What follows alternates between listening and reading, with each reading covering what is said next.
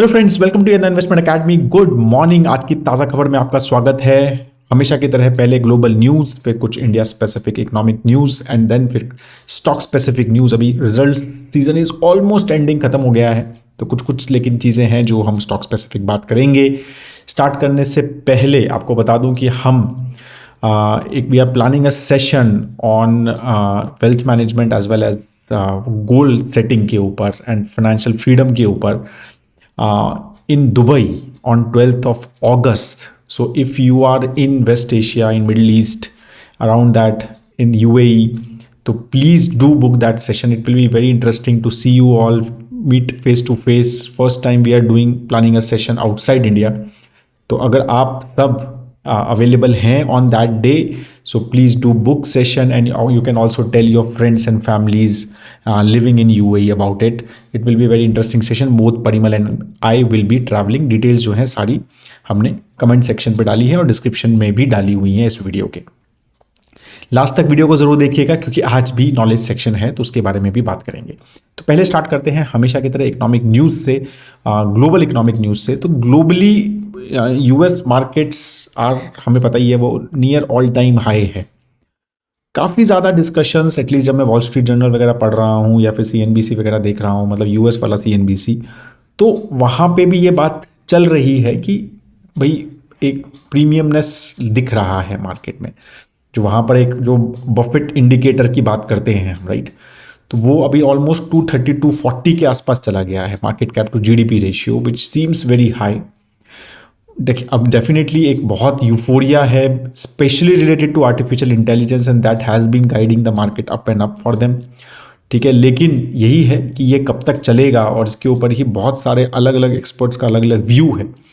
लेकिन एक फ्रॉथ जो है वहाँ पे काफ़ी ज़्यादा एक्सपर्ट्स जो है वो मान रहे हैं कि आ रहा है, और specially with the policies which the new Trump administration is doing, specially tariff based policies के ऊपर. So that can have a more negative impact. Like काफ़ी सारे लोग ये बात कर रहे हैं ना कि भाई यूएस टैरिफ लगा देगा.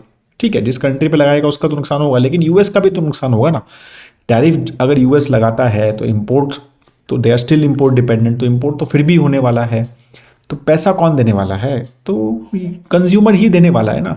तो वो सारे फैक्टर्स रहने ही वाले हैं. इसकी वजह से काफ़ी ज़्यादा चीज़ें चल रही हैं कि भाई मार्केट जो है इसके ऊपर अभी तक रिएक्ट नहीं कर रही है, right. But is this sustainable? The all time highs of US markets के ऊपर काफ़ी डिस्कशन चल रहा है. गोल्ड भी कंसिस्टेंटली बढ़ रहा है. अभी गोल्ड जो है वो $2,900 जो है वो क्रॉस कर गया है. 2949 का नंबर मुझे दिख रहा है यहाँ पे, right. And it is majorly because of safe haven thought process कि भाई टैरिफ्स बढ़ रहे हैं तो मार्केट्स अगर अच्छी नहीं कर रही हैं, सेफ हेवन, और ऑफ कोर्स जो है consistently central bank buying world across, वो गोल्ड में चल भी रही है. तो gold is doing very very well from that perspective. कल US and Russia they sat together on high level talk to Ukraine का पीस नेगोशिएशन के ऊपर. ठीक है, तो ये फर्स्ट हाई लेवल टॉक है 2022 से, तो 3 साल हो गए almost.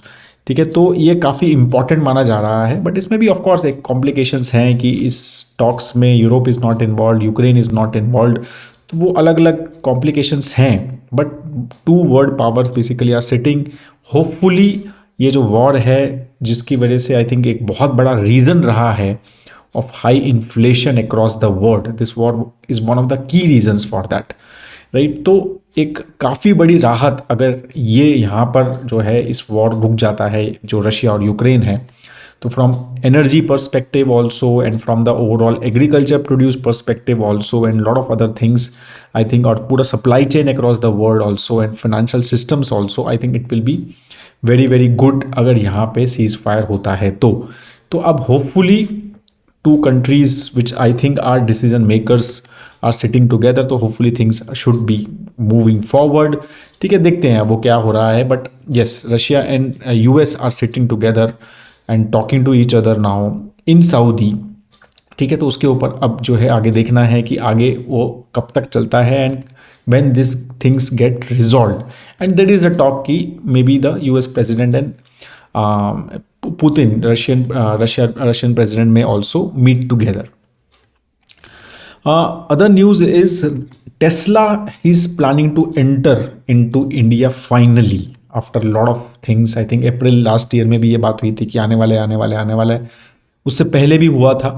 But finally I think after the meeting with Elon Musk and our prime minister recently in United States, तो अब लग रहा है कि it is very close and mostly Tesla will finally launch in India. Good and bad, definitely little bad for मतलब जो हमारे EV makers हैं लाइक फोर व्हीलर्स के, but I think it will bring a very healthy competition, very good cars will come, right. And specially थोड़ा सा premium है, तो मेरे को लगता है कि Maruti and Tata Motors type की कार्स जो what cars they have bought till now, उस पर शायद इतना इम्पैक्ट नहीं होगा।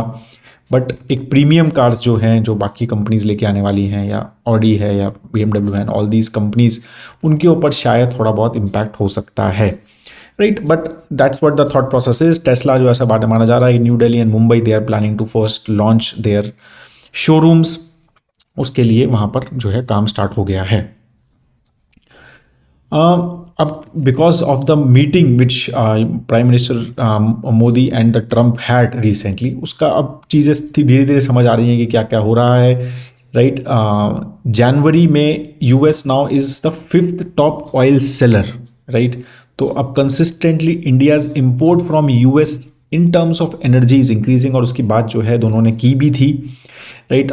तो ये नंबर आया है, तो ऑयल इंपोर्ट यूनाइटेड स्टेट्स से जो है वो ऑलमोस्ट 218,000 बैरल जो है वो जनवरी में हुआ, जो कि 70,000 जो है वो ज़्यादा था विद एज कम्पेयर टू दिसंबर, ठीक है। And they have become the 5th largest. Of course the largest is still Russia, उनका बहुत ज़्यादा है, दैट इज़ 1.58 मिलियन BPD है, ये 218,000 BPD है, तो काफ़ी डिफरेंस अभी भी है, राइट। बट ये चल रहा है कि रशियन ऑयल इंपोर्ट पे Indians also want to reduce their dependence because of sanctions और सैंक्शन एंटिटी, और ये सैंक्शंस थोड़े से बढ़ाए गए थे अभी जनवरी में, राइट। तो उसकी कॉम्प्लिकेशंस हैं। तो वेस्ट एशिया से जो है वो consistently also India's crude import जो है वो वहाँ से बढ़ रहा है, तो ये भी चीज़ें यहाँ पर चल रही हैं। तो अगेन, तो वो चीज़ों का impact we can see, right, Tesla coming and this now India's import being increasing. SBI की एक इंटरेस्टिंग रिपोर्ट आई, तो उन्होंने कहा कि भाई ये जो रेसिप्रोकल टैरिफ्स की जो president Trump is talking about, US president Trump is talking about, right, तो उसका कितना इम्पैक्ट इंडिया के ऊपर पड़ सकता है अगर एक्चुअली वो हुआ तो। अब ये होगा या नहीं होगा, अगेन एज आई सेड, काफ़ी सारी चीज़ें रेटोरिक भी लग रही हैं, जस्ट एक मतलब डिस्कशन का पॉइंट है, या फिर एक नेगोशिएशन टैक्टिक लग रही है काफ़ी ज़्यादा टैरिफ के बारे में जो बात हो रही है। But again if it happens तो what is the impact, right. तो उसके ऊपर SBI ने एक रिपोर्ट निकाली, तो उन्होंने कहा कि भाई इंडिया के ऊपर ऑलमोस्ट 0.5% का GDP का इम्पैक्ट आने वाला है, ठीक है, अगर ये लगते हैं तो, ठीक है। तो which is almost 20% reciprocal tariff जो है इंडियन एक्सपोर्ट्स पे लगने वाले हैं, अगर वो लगाता है तो इम्पैक्ट जो है वो मेजरली एग्रीकल्चर के ऊपर, फॉरेस्ट्री और फिशिंग सेक्टर पे सबसे ज़्यादा जो है $1.5 बिलियन का लॉस होने वाला है। फिर फाइनेंशियल सेक्टर पे भी $1.4 बिलियन, टेक्सटाइल पे ऑलमोस्ट $1 बिलियन, केमिकल पे $1.1 बिलियन, तो इनके ऊपर ही मेजरली इम्पैक्ट होने वाला है, राइट। बट इन्होंने यही कहा कि probability of such tariffs materializing remains low, because discussions चल रहे हैं, ट्रेड डिस्प्यूट्स वगैरह भी, जैसे इंडिया ने इंपोर्ट्स वगैरह भी इंप्रूव कर दिए हैं, they will also by energy and all those things. तो वो जो बेसिकली जो डिफरेंस है, राइट, जो करंट अकाउंट डेफिसिट, जो डेफिसिट है ट्रेड डेफिसिट, वो शायद थोड़ा कम किया जाएगा, राइट। और अगर हम बात करें कि कितना टैरिफ जो है इंडिया लगाता है, तो ये माना जा रहा है कि इंडिया जो US के इंपोर्ट पे, राइट, ऑलमोस्ट 15% का टैरिफ जो है वो लगाता है, राइट। और US tariffs on Indian exports जो हैं वो ऑलमोस्ट जो है वो 3.8% जो US टैरिफ लगाता है इंडिया के एक्सपोर्ट के ऊपर, राइट। तो ये चीज़ें हैं, राइट। तो इंडिया का टैरिफ है 15% के आसपास उस हिसाब से। अभी जो RBI ने रेट कट किया रिसेंटली, राइट, वी नो 0.25% का रेट कट किया, तो उसके ऊपर एक एक्सिस बैंक के जो नीलकंठ मिश्रा जी हैं, जो कि वहाँ के चीफ इकोनॉमिस्ट हैं, तो उनका इंटरेस्टिंग एक कुछ डिस्कशन चल रहा था, तो आई थॉट कि I will share that with you. तो ही सेड कि, and he is also part of economic advisory council to PMO, वो भी है। तो उन्होंने कहा कि भाई लिक्विडिटी मेजर्स के ऊपर ज़्यादा फोकस करना चाहिए, कटिंग रेट जो है उसके ऊपर ज़्यादा नहीं है, लिक्विडिटी की बहुत कंस्ट्रेंट है currently in the market, right. इसीलिए जो है सर्टिफिकेट ऑफ डिपॉजिट्स का जो इंटरेस्ट है वो अभी भी 7.8% है। तो उन्होंने कहा है कि भाई हम तो एक्सपेक्ट कर रहे हैं कि एटलीस्ट 0.5% का रेट कट सॉरी 3 मोर रेट कट्स एक्सपेक्ट कर रहे हैं, एक्सपेक्टेशन हमारी है, लेकिन RBI should also work on increasing the liquidity, right, and that's why the market didn't react. जिस दिन 0.25 का रेट कट हुआ था, राइट, तो उस दिन भी मार्केट आई थिंक गिरा ही था जहाँ तक मुझे याद है। तो वो रीज़न यही था कि जो लिक्विडिटी है वो इन्फ्यूज़ नहीं की थी, राइट, मार्केट में। तो वही चीज़ों के ऊपर डिस्कशन हो रहा है कि भाई लिक्विडिटी भी जो है स्वैप्स के थ्रू या फिर और किसी के थ्रू लिक्विडिटी जो है वो इन्फ्यूज़ जो है वो करनी चाहिए as per the this discussion, ठीक है। उसके ऊपर ही काफ़ी ज़्यादा चीज़ चल रही है कि लिक्विडिटी अगर इन्फ्यूज़ होगी और इंटरेस्ट रेट्स कट दोनों होंगे, देन ओनली इकोनॉमी में वो मतलब जो एक स्पार्क है वो मिलेगा। फिर कुछ नंबर्स, अभी ऑलमोस्ट रिजल्ट्स तो सभी आ गए हैं, राइट। तो अभी बेसिकली कितना अर्निंग ग्रोथ वगैरह हुआ है उसके ऊपर थोड़ा देख लेते हैं। तो टॉप लाइन ग्रोथ बहुत कम था, मतलब ये क्वार्टर भी बहुत अच्छा नहीं रहा।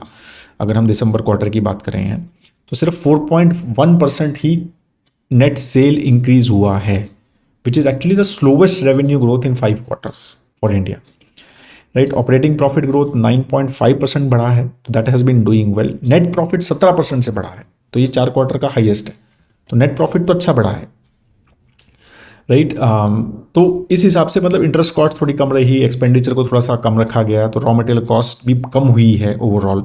तो उसका भी एक मेजर रीज़न रहा है कि रॉ मटेरियल कॉस्ट जो है ओवरऑल, बिकॉज ग्लोबली काफ़ी सारी रॉ मटेरियल कॉस्ट कम हुई है, तो उसका भी इम्पैक्ट जो है उन्होंने कहा है रहा है।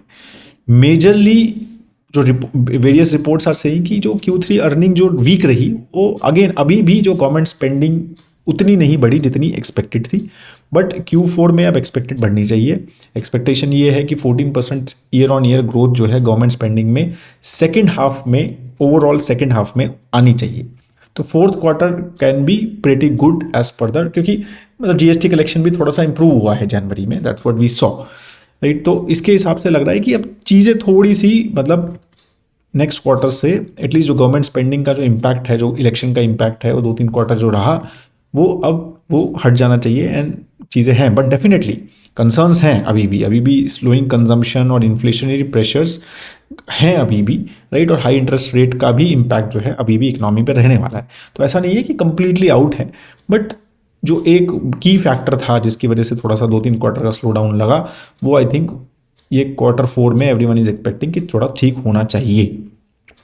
ओवरऑल नेक्स्ट क्वार्टर में जो FY26 की जो बात हो रही है, या FY27 में जो बात हो रही है, तो ये बात हो रहा है कि भाई इसमें 14 to 16% का, various forecast are saying 14 to 16% का पैड ग्रोथ जो है कंपनीज का BSE 500 का आना चाहिए, राइट। तो अर्निंग EPS ग्रोथ जो है वो 14 to 16%, 15% के आसपास का EPS ग्रोथ होगा, ये एक्सपेक्टेड है नेक्स्ट 2 फाइनेंशियल ईयर्स में, ठीक है। तो ये सब हमारी इंडिया स्पेसिफिक थोड़ी बहुत बात हो गई। अब कुछ स्टॉक स्पेसिफिक बात करते हैं। तो रिलायंस ने जो उनका रिटेल है, Reliance consumer products limited, they are planning to launch Campa brand in UAE as well, right. तो 2023 में आई थिंक दे री इंट्रोड्यूस दैट इन इंडिया, ठीक है। और अब जो है दे आर ग्लोइंग ग्लोबल, तो UAE में दे आर बेसिकली लेवरेजिंग, तो they are partnership with Agthia group करके एक है, तो उनके साथ they are planning to launch Campa Cola among both Indians as well local consumers. Titan की बात चल रही है कि they are planning to have a stake in a jewellery brand which is called Damas jewellery, जो कि पूरा गल्फ रीजन में काफ़ी बड़ा एक ब्रांड है, and they are planning to set up कि भाई 4,500 करोड़ का ओवरऑल वैल्यूएशन सेटअप है इसका, राइट। और इसके पहले भी इसकी ट्राई हो चुकी है, बट अभी तक कुछ कंसेंसस नहीं आया है। This is they are saying this is a second attempt, right. कुछ साल पहले भी ज्वेलरी टाइटन ने ट्राई किया था दमास को बाय करने का, but at that time it didn't work out. They have almost 300 stores, right. तो तनिष्क जो है they are planning to have a good basically presence in overall middle east and GCC region overall, right. तो ये चीज़ें वहाँ पर चल रही हैं, तो दमास का ये एक इंटरेस्टिंग वहाँ पर रहेगा। इंडियन इंफ्रा कंपनी जो हैं वो अभी ये चीज़ चल रही है कि भाई काफ़ी ज़्यादा focus again from West Asian countries से अच्छा खासा आ रहा है, सऊदी, UAE, कतर वगैरह से काफ़ी ज़्यादा ऑर्डर बुक आ रही है। अगर हम L&T देखें, Afcons देखें, KEC इंटरनेशनल देखें, टाटा प्रोजेक्ट्स देखें, राइट। तो ऑलमोस्ट 40 to 50% ऑर्डर बुक अब ये इंटरनेशनल ऑर्डर से हो गई है, right. Majorly again Saudi, UAE and Qatar are the main obviously, and African and other Americas and Europe से भी है। एल की करंटली 42% ऑर्डर बुक जो है वो इंटरनेशनल मार्केट से, राइट। के जो है उसका ऑलमोस्ट 55% जो उसके ट्रांसमिशन और डिस्ट्रीब्यूशन ऑर्डर बुक है वो इंटरनेशनल मार्केट से है, majorly between West Asia and CIS countries. Afcons जो है जो कि शपूरजी पलोनजी ग्रुप का है, वो कह रहा है कि 70-30 है, मतलब 30% प्रोजेक्ट जो है वो इंटरनेशनल है। Even Tata projects are saying that उनका भी शेयर जो है कंसिस्टेंटली ऑर्डर बुक में बढ़ रहा है। अभी तो सिर्फ 5-6% ही है, but it is consistently increasing, right. तो Indian infra companies are doing well and that is a big growth opportunity I think for them, right. जैसे जैसे और specially I think GCC countries are doing as well, वहाँ का भी GDP growth अच्छा चल रहा है और वहाँ पर भी कंस्ट्रक्शन सेक्टर बहुत अच्छा है, राइट। तो इंफ्रा कंपनीज जो हैं अगर वहाँ से प्रोजेक्ट वगैरह अपने आते हैं तो इट मीन्स एक तो ये शो होता है कि भाई हमारी क्वालिटी बहुत अच्छी है, right. These companies have that scale and they have that quality, तो एक तो वो एक अच्छी चीज़ है। और फिर मतलब एक नया जोग्राफिकल हमारा डाइवर्सिफिकेशन होता है, तो ट्रू MNCs का एक थॉट प्रोसेस इन कंपनीज में हम देख सकते हैं। तो इनको उस थॉट प्रोसेस से भी हमें इंफ्रा सेगमेंट को देखना चाहिए, not just from domestic. Domestic तो अच्छा कर ही रहा है, अगर इंटरनेशनल से भी ग्रोथ आता है तो I think that will B सोने पे सुहागा टाइप्स, राइट। वेदांता का अभी ऑलमोस्ट डीमर्जर प्लान का जो है अप्रूवल आ गया है, 75% की का मतलब उनका क्रेडिट अप्रूवल जो होता है वो भी आ गया है। तो they are planning to basically 5 separate entities बनाना चाह रहे हैं। इसके ऊपर पहले भी मैंने बात की थी। तो वेदांता एल्यूमिनियम अलग होगा, ऑयल एंड गैस अलग होगा, पावर अलग होगा, स्टील अलग होगा, स्टील एंड फेरस मेटल अलग होगा, और वेदांता लिमिटेड जो है वो अलग रहने वाला है। पहले 6 बिजनेस करने का था, 5 बिजनेस में they are planning to split their overall, मतलब demerge the overall company into. तो 5 कंपनीज वेदांता की हमें शायद जल्दी ही देखने को मिल सकती है, ठीक है। तो that is all I have on the major news आज का, राइट। अब बात करते हैं नॉलेज सेक्शन की। तो नॉलेज सेक्शन जो है वो इसी के ऊपर है। आई थिंक हमारा एक अभी पूना में भी सेशन हुआ था और आई थिंक काफ़ी ज़्यादा इस चीज़ की डिस्कशंस बीच में हुए थे because of few comments from some influencers and some big fund managers कि SIP बंद कर देनी चाहिए क्या, राइट। कि SIP को रोक देना चाहिए क्या। तो कब रोकना चाहिए, अगर रोकना चाहिए इज इट मतलब क्या ये time small and mid cap में SIP नहीं करनी चाहिए क्या। क्या इतने ज़्यादा वैल्यूएशंस हाई हैं क्या SIP, मतलब स्मॉल एंड मिड कैप के, कि हमें SIP करनी ही नहीं चाहिए क्या। 20 साल तक SIP के रिटर्न्स नहीं आएंगे क्या, राइट। तो ये क्वेश्चंस काफ़ी ज़्यादा रिटेल इन्वेस्टर्स के दिमाग में हैं, राइट। बिकॉज जब SIP की बात होती है तो it's a discipline tool. SIP कोई प्रोडक्ट नहीं है, इट्स ए प्रोसेस कि आप मंथली या वीकली या जैसे भी है, राइट, एक कंसिस्टेंटली अपना पैसा इक्विटी मार्केट्स में इन्वेस्ट कर रहे हैं। It is as simple as that. तो आप एक एवरेजिंग कर रहे हैं, कंसिस्टेंटली डाल रहे हैं। भाई मुझे टाइमिंग नहीं करना, मुझे आता ही नहीं है टाइमिंग करना मार्केट को, मुझे नहीं पता कि वैल्यूएशंस हाई हैं लो है, राइट। तो ये उन जैसे इन्वेस्टर्स को जिनको नहीं पता, मोस्टली सबको नहीं पता, राइट, कि भाई ये अभी जो है वैल्यूएशंस हाई हैं और इसके ऊपर नहीं जाएंगे, ये पीक है या ये डाउन बॉटम है, ये सब काफ़ी सारे इन्वेस्टर्स को नहीं पता और मोस्टलियों को नहीं पता, इवन इंक्लूडिंग मी, राइट। हम जैसे तुच्छ प्राणियों को ये सब नहीं पता है। तो इसके ऊपर एक काफ़ी इंटरेस्टिंग मनोज नागपाल जी हैं जो कि आउटलुक एशिया के CEO हैं, ही इज़ ऑन X। तो उन्होंने एक बहुत अच्छे गोल्डन रूल्स लिखे थे, राइट। तो वो I just want to read, right, as a part of knowledge section. तो इसमें SIP के ऊपर ही लिखे थे और इसी चीज़ के ऊपर लिखे थे।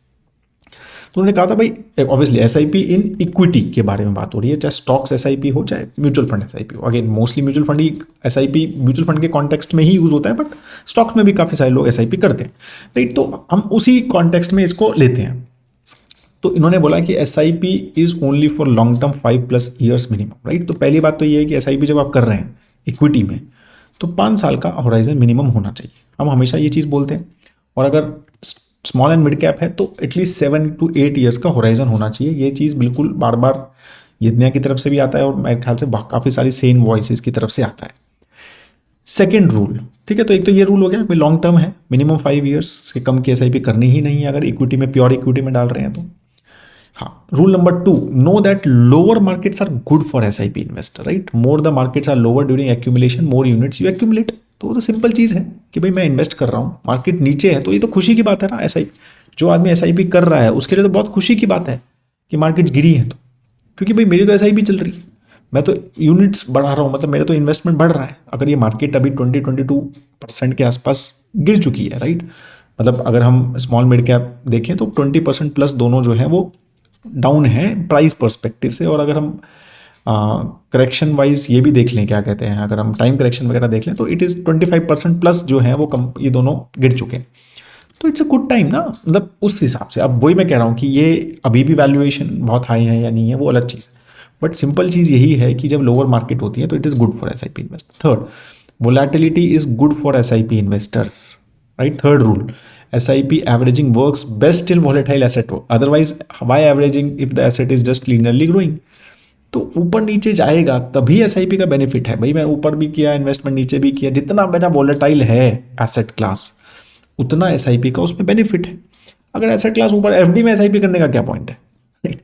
तो वो तो ऊपर ही जा रहा है ना, मतलब वो तो उसका तो स्टैंडर्ड ऊपर ही जाना है, उसमें एस आई पी करने का कुछ ज़्यादा सेंस नहीं है। आपको मतलब करना है कर सकते हैं, लेकिन डेट में एस आई पी करने का कुछ सेंस नहीं होता ज़्यादा। एस आई पी का मेन बेनिफिट ही वॉलेटाइल एसेट क्लास में, और इक्विटी एक बहुत वॉलेटाइल एसेट क्लास है, तो जितना वॉलेटिलिटी रहेगा वो उतना अच्छा रहेगा। Rule number fourth, don't stop your S I Ps when markets go lower, right. जो विच की मार्केट्स गिरी हैं तो एस आई पी नहीं रोकनी है, right. Remember you are a buyer and lower prices make sense for you, right. तो अगर आप सामान खरीद रहे हैं, कोई चीज़ सस्ती मिल रही है तो आप सामान खरीदना बंद थोड़ा करते हो, अरे यार सस्ती मिल रही है तो सिंपल चीज़ है ना, उस टाइम तो बाय करना ही है, राइट। तो ये चीज़ है कि don't stop S I P. बहुत सारे लोग इस तरह से करते हैं कि, और ये हम देखा भी है कि एस आई पी काफ़ी सारे लोगों ने बंद की है लास्ट जनवरी के जो नंबर्स आए हैं म्यूचुअल फंड्स के, राइट। और तो ये चीज़ थोड़ी सी बड़ी लगती है कि please this is not the time to stop S I P at all. मतलब आप एस आई पी कर ही इसी समय के लिए रहे हैं जब मार्केट 15-20-25% गिर रहे हैं, आप कर ही इसीलिए रहे हैं, राइट। अगर मार्केट बढ़ ही रहे थे और तब एस आई पी कर रहे हैं तो फिर एस आई पी करने का पॉइंट ही नहीं था, फिर तो आप टाइमिंग कर रहे हो ना मार्केट को, आप टाइम नहीं करनी है आपको। Rule number 5, don't stop your S I Ps और over allocate when markets go higher, right. जब मार्केट ऊपर जा रही है तो ओवर एलोकेट भी नहीं करने, तब भी एस आई पी स्टॉप नहीं करनी। S I P is an instrument that de risk timing. If you try to time S I P then better do lump sum. Market ऊपर जा रहा है, लाइक 100 से 120 चला गया, तो क्या पता ही 140 चलिए, आपको 120 पे लग रहा है कि अच्छा खासा रिटर्न आ गया, चलो स्टॉप कर देता हूँ एस आई पी, नहीं 140 चला गया तो बेसिकली हमें टाइम नहीं करना, दैट इसीलिए तो एस आई पी कर रहे हैं। अगर हम मार्केट को टाइम ही करना है तो लमसम सबसे अच्छा है भाई। मुझे अगर ये पता है कि ये बॉटम है तो सबसे अच्छा है कि लमसम डालो, अगर मुझे पता है कि अब टॉप है तो सबसे बढ़िया है निकालो। बट द प्रॉब्लम इज कि किसको पता है ये, राइट। वही मैं कह रहा हूँ कि मैं तो लास्ट मार्च में भी बोल रहा था कि मार्केट प्रीमियम पे है, उसके बाद 25-20-22% बढ़ गए थे जुलाई अगस्त तक, राइट। तो पॉइंट यही है कि you just never know, no one knows the peak and no one knows the bottom. क्या पता कल बॉटम था, कल परसों बॉटम था, क्या पता किसी को, या फिर राइट। तो अगेन और हो सकता है कि 10-15% और गिर जाए, किसी को नहीं पता, राइट। तो एस आई पी कर कौन रहा है, हम एस आई पी कर ही इसलिए रहे हैं क्योंकि हमें मार्केट टाइमिंग नहीं करनी है, इसीलिए मार्केट ऊपर जा रहा है तब भी नहीं रोकनी, नीचे जा रहा है तब भी नहीं रोकनी S I P basically. Rule number 6, don't invest any asset just because of past returns. S I P in the asset class where your advisor feels is part of your risk profile in financial plan, right. तो इसलिए नहीं है कि भाई return अच्छे थे इसलिए S I P कर ली, भाई डिफेंस फंड आया था, डिफेंस फंड में एस आई पी कर ली क्योंकि रिटर्न्स बहुत अच्छे थे, राइट। या फिर पी एस यू में एस आई पी कर ली क्योंकि लास्ट 2 साल से भी पी एस यू में एस आई पी कर ली, भाई उसमें बहुत अच्छे रिटर्न्स थे। नहीं, don't do that please, right. कि सिर्फ रिसेंसी बायस पास्ट रिटर्न्स को देख के एस आई पी नहीं करनी है, राइट। एस आई पी अपनी रिस्क प्रोफाइल के हिसाब से करनी है, अपने प्लान के हिसाब से करनी है। स्मॉल एंड मिड कैप में मेरी रिस्क प्रोफाइल मेरे को सूट करती है, मेरे गोल्स मेरे को सूट करते हैं या नहीं करते हैं, तभी उसमें देना है। Large and mid, otherwise large mid small, मतलब किसके हिसाब से, आपकी रिस्क प्रोफाइल के हिसाब से आपको ये चीज़ें लेनी चाहिए। आपकी रिस्क प्रोफाइल आपको अलाउ करती है then you take that allocations, otherwise you don't take that allocations. Rule number 7, right, last जो रूल उन्होंने बोला है, when to stop your S I P, the last and most important rule, stop your S I P only when you have met the financial goal that you set for, right. कि जब आपको लग रहा है कि यार मेरा financial गोल पास आ गया है, मेरा फाइनेंशियल गोल ऑलमोस्ट कंप्लीट है, राइट, तो मैं अब जो है उसको, you can stop your S I P at that time, that is the only time you stop your S I P. Don't stop S I Ps because of external factors like markets trying to time investment और some market guru warning you to stop your S I Ps और you will go bust, right. So this is what about it, right. तो please आप जो है ये सब factors, ये सब चीज़ें चलती रहती हैं मार्केट्स में। बियर मार्केट आती है, नीचे गिरती है, मार्केट ऊपर गिरती है, दैट्स हाउ इट इज़। जब मार्केट 40% बढ़ी थी तब भी हम मतलब खुश थे ऑब्वियसली, बट हम कंप्लेन नहीं कर रहे थे, राइट।